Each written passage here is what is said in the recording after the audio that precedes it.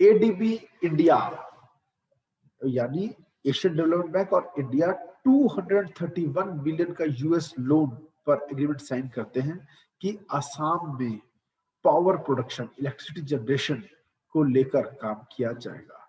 ये loan ADB दे रहा है भारत सरकार को असम में बांध बनाने के लिए, ठीक है, क्या करने के लिए, इलेक्ट्रिसिटी जनरेशन के लिए, इंटरनेशनल रिलेशंस के लिए, एनर्जी, इंफ्रास्ट्रक्चर, इन सब टॉपिक्स में आएगा ये करंट अफेयर, ठीक है जी।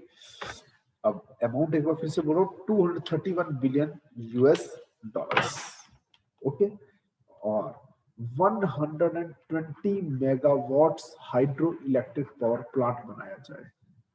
लागत बता दिया, एडीबी और इंडियन गवर्नमेंट में ये एग्रीमेंट हुआ है, ओके। ये this is the third tranche loan for the ongoing Assam power sector. तीसरी बार ऐसा कोई लोन दिया जा रहा है।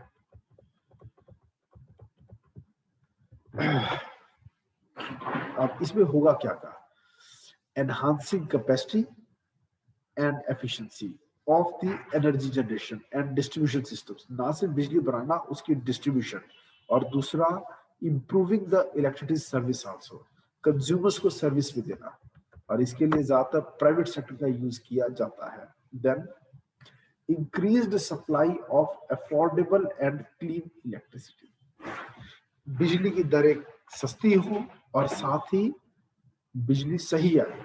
कई बार होता है कि कभी एकदम से वोल्टेज बढ़ जाती है, लोगों के बिजली के उपकरण जो घरों में है वो खराब हो जाते हैं, एलईडी बल्ब्स सारे जल जाते हैं, ठीक, ऐसा ना हो।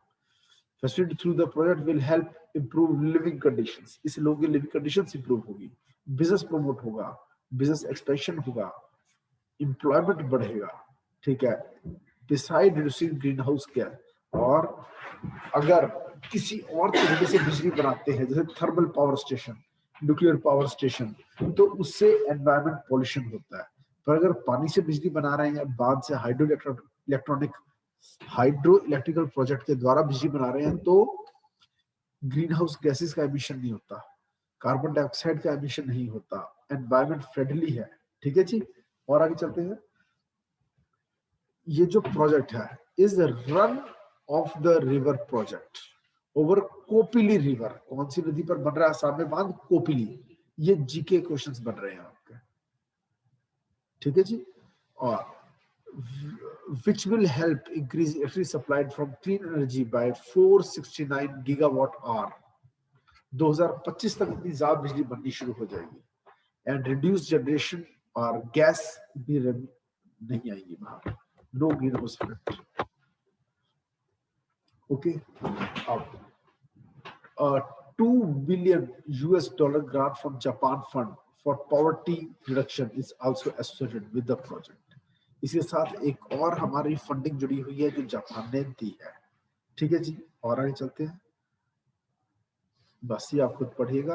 अब हम कर रहे हैं इसकी अगली news, the next news. Any question from the last news अगर आप पूछना चाहते हो?